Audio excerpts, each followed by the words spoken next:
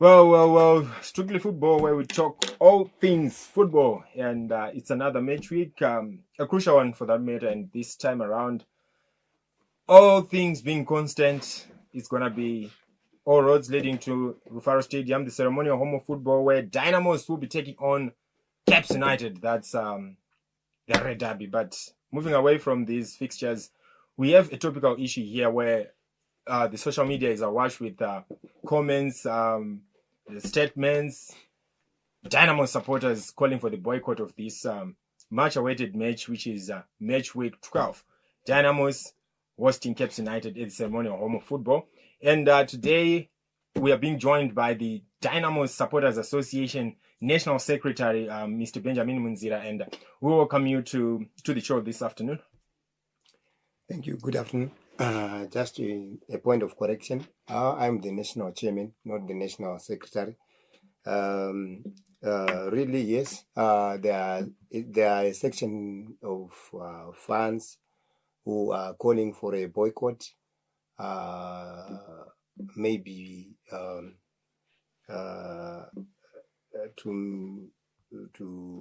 they've got some grievances which they feel they need to be addressed.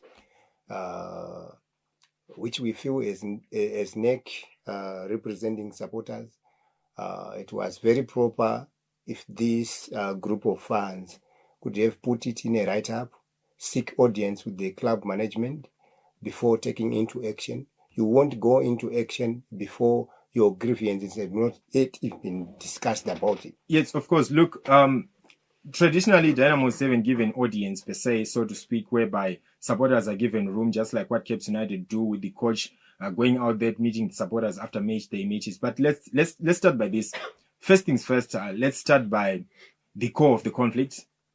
The 2005 Malaba judgment, saying that ruling out that Dynamos is owned by the people, whereby the former players, the greats, the legends who started with the club, you have a 1% ownership of the club. And then recently, Bernard Marriott, after having being said or believed to have been acquired 51% of the ownership of the club, now being acquitted of all those charges. Do you really think that that was a fair judgment at the back and forth of this process and so forth, and now being acquitted? Do you think justice was served? Yeah, I cannot go much into the administrative decisions which were made by the courts. But as far as I think, and my assumption is, I think maybe it was a body resolution depending on the composition of the board members who were present during that time. Because I think for the board chair to come up with that percentage share, it was something which was agreed into in a board meeting, and because he was the one who has served the longest years as far as administration of the board is concerned. So, but I would not say it's true what I'm saying, but I'm making an assumption whereby I'm saying it was a board resolution, because if it wasn't, then the guys who attended that board resolution of share of sharing the shares, of allocating shares, could have come up with a query. So we feel that the board members who were within that meeting, which allocated the shares amongst themselves, should have raised the query if there was a problem. But if they do not, we feel. But look, okay. This has been a topical issue over the years. This Malaba judgment was in 2005, and are we saying that these 51% shares that Bernard Marriott holds, did he acquire them during that period from 2005 until recently? If my memory serves me right, that's recently, in as far as 2024, 2025 is concerned. Did he really acquire them over this period of time? Because honestly, according to that constitution, which the ruling said in 2005 favored in favor of the people of Mumhari, so to speak, who started the club, it had clearly stipulated that 1% shareholding actually belongs to those who started with the club. And now, from 2005 up until 2024, 2025, are we saying that was then the board meeting agreed to say no, since you're the longest serving member, you got 51%.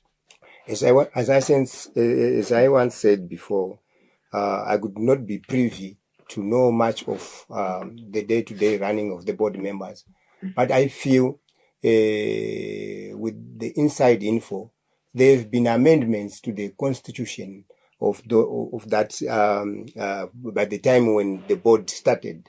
The constitution which was there before was changed maybe, if not 3 times. They coming up with a Kanban, a registered Kanban. They started yet without a Kanban before.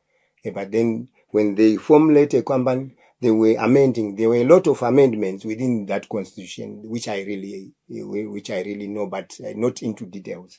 Okay, since you've raised a pertinent issue about the constitutionality of things, that it was agreed upon, there were so many amendments to that constitution. You, as the national chairman of the supporters, do you actually have access to such documents as a national chairperson to say, no, this is what actually transpired, rather than just assuming that probably there were some amendments to that constitution? Yeah, to be frank and fair, supporters, we have got a level where we start and end. All managerial issues done above the policy implementers, which are the board members, where we are not even invited to attend. We are not invited. The team now belongs to Dynamos Private Limited, and it's a wholly Kanban owned. It's no longer a community team, whereby as supporters we used to have a voice, but for now it's now a registered Kanban with Kanban articles, which guides the day-to-day running of the Kanban. Okay. Let's delve away let's delve away from the issue of Dynamos ownership. Maybe looking at the leadership style, management, and fund disconnection. What's your take in as far as fund disconnection as things stand now, that almost all the chapters, with the Harare chapter, the mother of all the chapters, which I believe are 26 supporters chapters for Dynamos, right? Where do you stand actually, you as the national chairperson who sits at the helm of those supporters associations? I stand within all the chapter setups. As far as we are concerned, as the national chairperson, I am the go-between between the chapters and the executive. And our SOPs are, once there is an issue within the chapters, we have to raise this issue through management. Management comes back to the supporters. It's rare where we can have meetings with the board, because board are policy implementers. They normally don't come to supporters' issues. The supporters' issues are within the club management and ourselves. Given the stance taken by the supporters associations across all board, sending messages across social media that let's boycott this Harare derby, what's your stance? It's premature decision, which I feel it's not proper done by Harare chapter, because they haven't. It could have been better as Harare chapter wrote to the management of the football club. We need to meet you eye to eye, discuss pertinent issues which they want to be addressed to. But by just going straight to to do boycott before not seeking audience, yes, we might say naked blocked them, maybe someone. Let's say so. The naked blocked the Harare chapter to meet the management. They could have just write them as a chapter. But we are not in good books with NEC. Can you come and address us so that we find a way forward as far as bridging the barrier between NEC and Harare chapter? So, Chairman, this has been a topical issue where fans alike have been actually saying that there is no audience which is being given to them, hence they have taken this stance.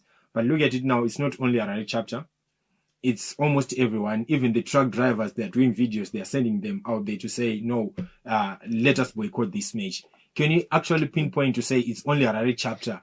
Or now that you look at also players like Memory Mcherawa, Mrape, at some point, they've aired their concerns about the leadership styles of Bernard Marriott. What's your take? What do you think? Do you actually think that Marriott is the right man to lead the club as things stand right away? Because looking at the history of Dynamos, since he took over as the club chairman from 2014 up until now, Dynamos has never won a championship. To say at least, I want to answer you the issue of Harare chapter, whereby you were saying the all chapters are grouping up, we are teaming up with the Harare chapter. That is the complete no. Harare chapter are currently inviting chapters to join hands with them so that they get what they've started to be the right thing. I can show you one of the charts from the Harare chapter, which was sent last night. They were saying we are waiting for HKD, Harare Metropolitan, to they submit their letter. Then HKD, they are saying, no, we cannot go into Harare chapter's decisions. That's not ours. As things stand now that the Harare chapter have taken their stance, you as the national chairman, what's your position in regards to the Harare chapter? Are you going to say you're going to disconnect yourself from the Harare chapter? What's really going to happen now that the Harare chapter has chosen to take this stance, as you have alluded to? As far as our association is concerned, it's open to Harare chapter, but it all depends with their plans. It all depends. We are not going to intervene, neither to say what you are doing is wrong. We will let them proceed with what they are doing, but then we will remain passion to our team. As supporters, we've got a level where we do start and end, which we feel Harare chapter was supposed to be given audience if they had pressured the management of football club. Like any other chapter, can go direct and write to the management of football club if they want to seek audience.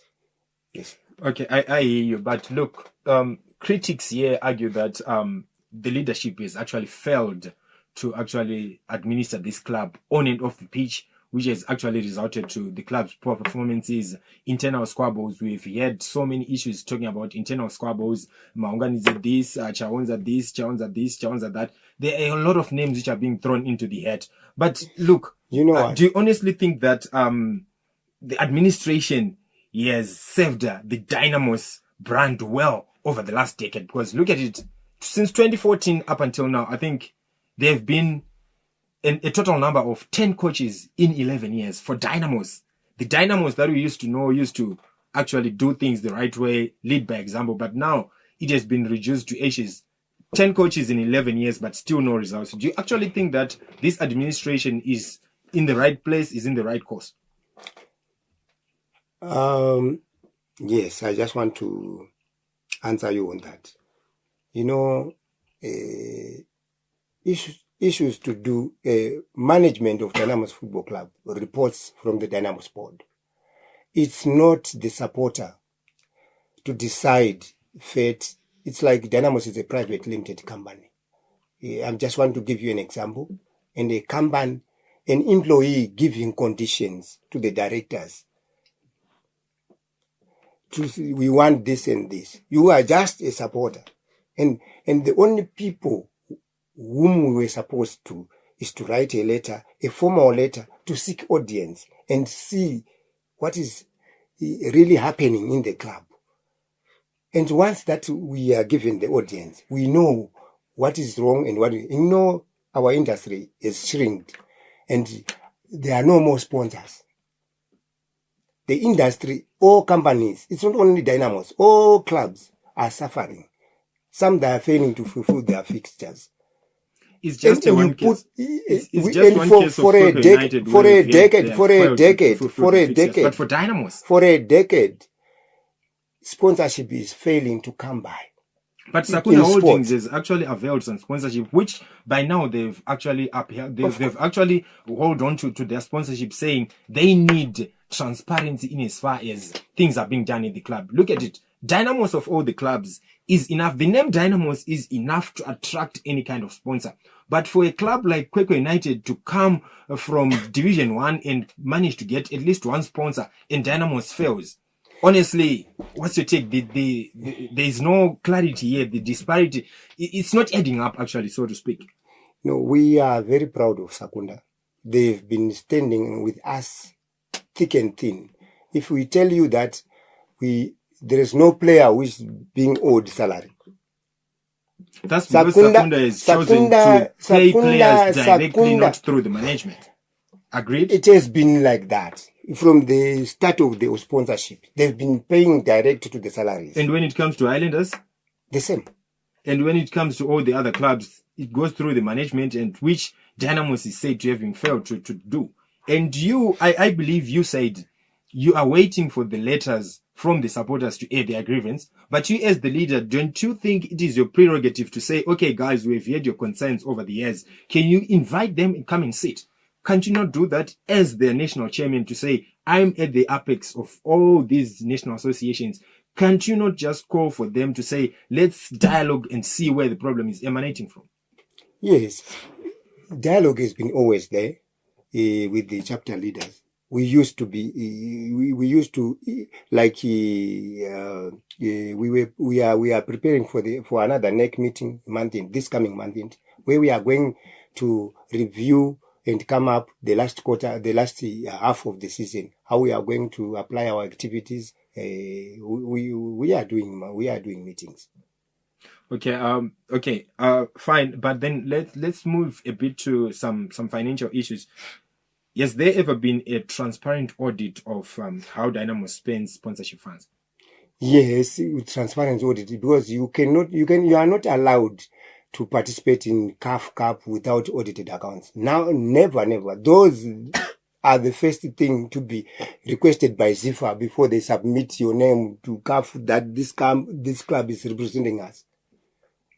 So then, how then would you explain a scenario where we are saying other sponsors are not able to come on board when there are transparent financial audits? I am saying, if you look even our PSL used to have 3, 4, 5 cups per season. But how many cups are there? Get me right. Because the amount of money, maybe it is this year when the big guys are coming in with some funding. But if you talk before the big guys came in, total prize money for the league, the prize money for the league. And if you look the money which we had spent in preparing for the league from January to December, it was a mockery. That's given. This has been an open secret that the championship money was a mockery. But still, my point here is Dynamos is a big brand. That on its own is inspirational to young talents who actually feels that they have to don the blue and white striped jersey playing for Dynamos with or without money. You agree with me that years back then, during the times of the Chawamrewas of this world, Claudius Zuripai, Vitalis Takawira, people used to mock Dynamos saying their account only has got $1 in their Dynamos only has got $1 in their bank account, but still things used to move swiftly. But now Dynamos seems as if they can't even sign marquee players. This is where we are saying, remember, funding has been always in terms of generating enough funds. You know, when I'm saying the industry is shrinked, even to sell, even like get you to buy a replica. People cannot afford to buy a replica of $20 or $15. They need $5 replica, $10 replica. But you remember, you have shipped that replica jersey. But other clubs are managing to do that. Why is it they not are happening? They are subsidizing. So why can't Dynamos do the same, copy that model to say we subsidize? Because historically, Dynamos is the most successful then club. When you subsidize, and why can't they do the same? When you subsidize, there will be an aspect of a certain injections from somewhere. You see, you cannot subsidize. You know, it's like even when you are at your company, when it says you must pay $1 for a plate of salsa, and then the company said pay 50 cents. It means the company will be injecting something to that. Okay, let's just do a contrast here. You see, clubs like Islanders, clubs like Scotland, they've run under a registered membership trust or an executive. When is Dynamos going to adopt such a modern model to say the executive will actually run everything? Because it seems instructions are just being bagged from one go at Dynamos. I think that one, it needs the club executive to respond to that. Okay, we'll leave that one for another day. But then, still, if we look at other countries, like South Africa, look at countries like Scotland, they've embraced what we call fan membership, fan ownership transparency. It's a model whereby fans have the voice to say this and this and this. But at Dynamos, still it remains a worry that fans have no voice. They just air their views there in the terraces, maybe on social media, but actually no action is being taken. I'll give you an example of what happened at Cape United. Over the years, people were saying, you can't, people then would say, you cannot then leave Lojitembwe as the team life coach.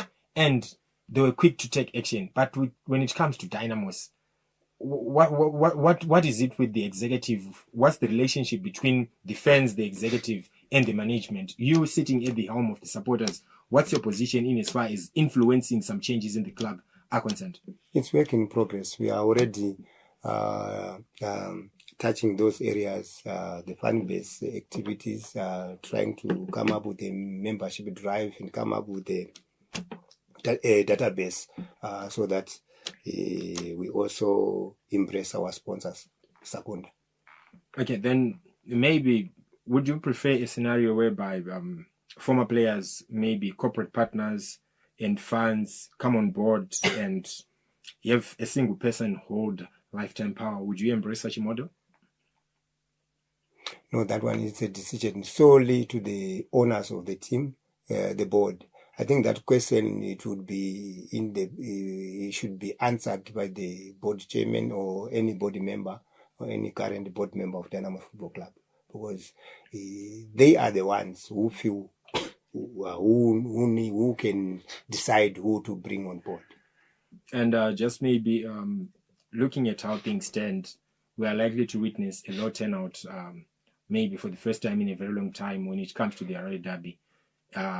The hashtag Boycott till they leave campaign has been ongoing. And in the event that there is a low turnout, how then does this reflect on your leadership as the national chairman of this? Yes, we need to go to the drawing board, encompass all supporters. Where are we getting it wrong? Isn't that let's come and sit and forge way forward. All right, maybe just before we cap off, just to hear from you, your last words, your parting words to not only as a Dynamos supporter, but as a football fan in general. What's your final words in as far as these issues are concerned, fan engagement is concerned, club executive and stuff alike? Yeah, I think it's quite a lesson whereby fan engagement is very important. We need the supporters, Cape Islanders, whatever, any supporters in the Premier League. We need to sit down at times, come up with issues which we table so that we improve the way of supporting in Stadia. We improve the way of administering within our clubs. We really need that. And lastly, also, I would want to say, let's ignore the boycott.